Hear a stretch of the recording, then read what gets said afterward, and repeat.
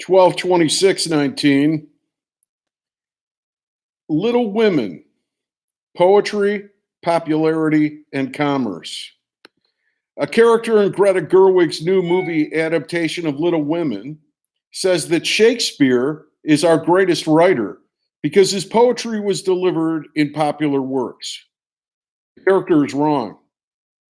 Poetry can be found in highly accessible work or in dense, complex literary forms. Poetry can make millions of dollars or leave the poet destitute. The poet uses the means available to her. Shakespeare was an actor and a man of popular theater. He enjoyed the patronage of a queen. He lived in a moment when serious and important themes were popular. So Shakespeare enjoyed, and his work still enjoys, of course, great poetic, popular, and commercial achievement. The most important of Shakespeare's three achievements was the poetic achievement. The popular and commercial achievements obviously don't diminish Shakespeare's artistic accomplishment in any way. They also don't amplify his art. An artist uses the craft and material advantages available to her.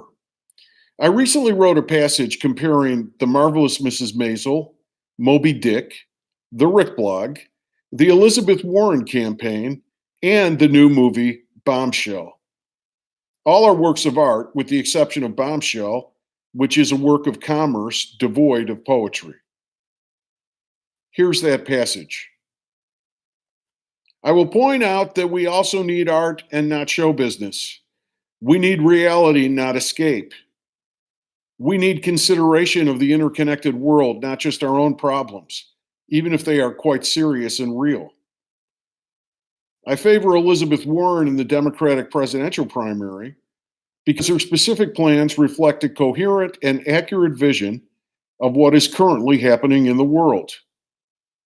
Caged babies at the border, income inequality, endless foreign wars, and all of the other social ills, including sexual harassment in the workplace, are all the result of thought manipulation and bullying by powerful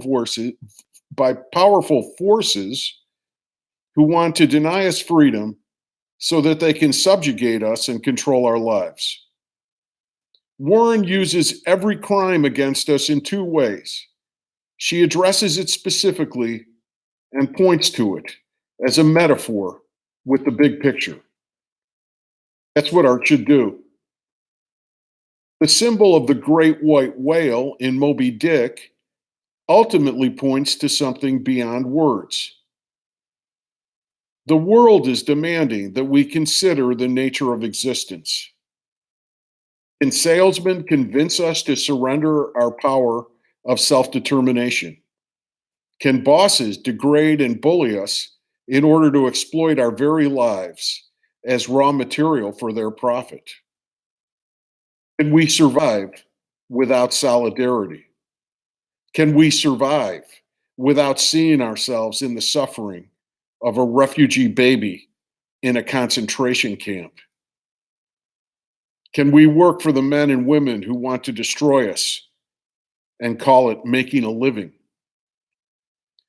I am watching season 3 of The Marvelous Mrs. Maisel for a second time. Paula is home for the holiday and she hasn't seen it. The writers are professional comedy writers. They have come from show business. They use the craft of the sitcom, the clever patter invented by Neil Simon. The Maisel writers use the Neil Simon-esque craft of the sitcom. What makes what they do art is what they use that craft for. Mrs. Maisel uses what they know how to do to discuss love and courage. They create something highly enjoyable, but the show is not an escape. The show is about love and courage, and it resonates with people who aren't female comics trying to make it in the 1960s. The Rick Blog is an amplified journal. When I'm good and when you are good, it is as much about you as it is me. Maisel is as good as Moby Dick in all of the important ways. Of course, Moby Dick is much more intellectual than Maisel, and the craft involved in creating the novel is infinitely more intricate and involved than the craft applied in Maisel. It was harder to write Moby Dick than Maisel. But each piece is a satellite in space, sending data back to Earth. Each piece is a chapter in the never finished user's manual for the operation of the human being. So is the Warren campaign and the Rick blog. We are at a decision point: slavery and murder suicide, or love and freedom. My first response to Bombshell was that I didn't have a response. Then I had a revulsion to the characters, and I wrote about that in the first Bombshell segment. Today, I focus more on the writers of Bombshell than its story. I am not interested in the words of people just looking for a hit. How small are the concerns of such writers? The screenplay never questions the ambitions of its characters. It shows them as pariahs, tainted by their association with Fox News. But it doesn't question why they made the choice of Fox in the first place. They bury the lead. The untold story beneath the corrupted script of Bombshell is the evil unleashed by pursuing success, by achieving the ends of greedy, genocidal nihilists. The untold story of Bombshell continues. Fox News is a metaphor, a great white whale that represents something beyond words, a sickness found on Main Street, in every town in America, the abuser in every incestuous family. Chinatown was a better movie about Fox News than Bombshell. Fox News is the whisper we all hear in the moments of our darkest despair, the glancing split-second thought that we dismiss and tell ourselves that we never had, the thought that hisses, maybe I'll just kill myself instead of face the world today. Maisel says, live, joy. Moby Dick says, work, struggle, overcome the evil whale, love the cosmic force of the whale. No wonder I first didn't want to write about Bombshell and then did a half-assed job of it. End of that passage. Greta Gerwig opens her movie, Little Women, with a quote from Louisa May Alcott. I've had many troubles in my life, so I prefer to write jolly stories. Jolly stories are popular and make money. Alcott certainly found poetry in her jolly book, Little Women, which may have introduced America to the poetry of feminism. Alcott and Gerwig's alter ego, the character Jo March, is a feminist revolutionary who chooses to be a writer, chooses not to marry, chooses not to be supported by a husband or anyone else, but to make her own way in the world financially. Jo March is a feminist embodiment of New England's tradition of self-reliance. In order to achieve financial independence, Jo March compromised her poetry. A publisher tells her to rewrite her ending. The heroine must be married. Sentimentality sells. Jo agrees to the change, negotiates a good contract, and opens a school in a mansion that she inherited from an aunt who told her that no one gets by on their own. Jo's commercial success was the end of her poetic achievement. Gerwig shows Jo's poetic struggle until the moment of her commercial decision, but presents the decision and its aftermath without comment. I assume, and I can only assume, because Gerwig doesn't point me in any direction, that Joe's financial independence is meant to be seen as Joe's feminist triumph.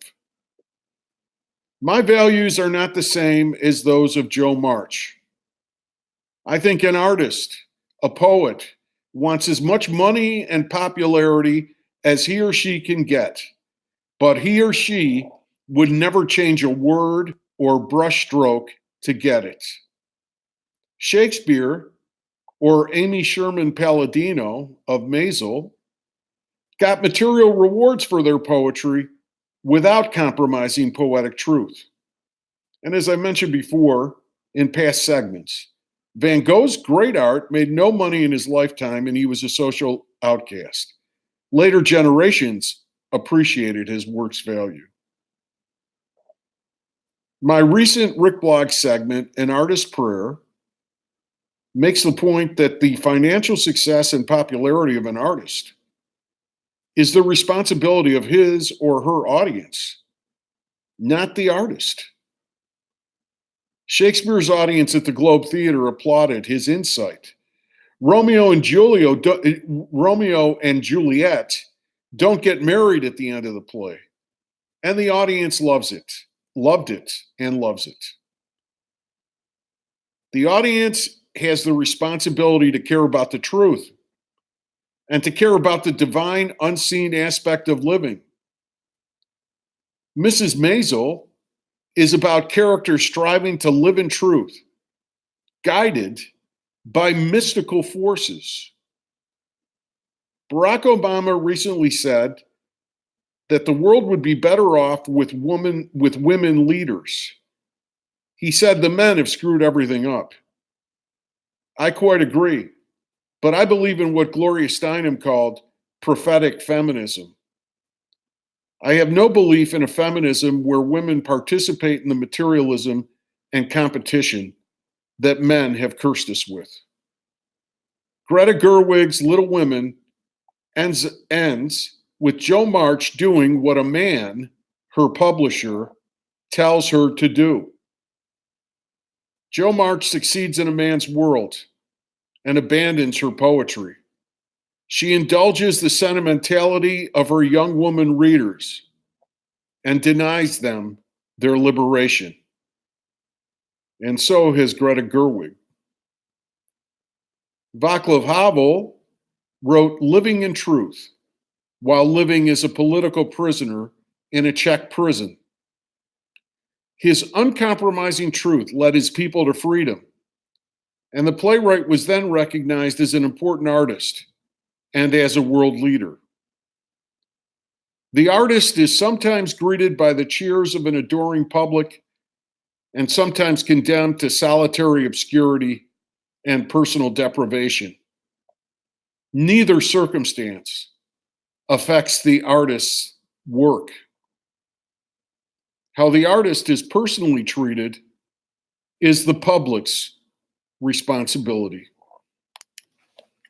Copyright 2019, Richard Thomas.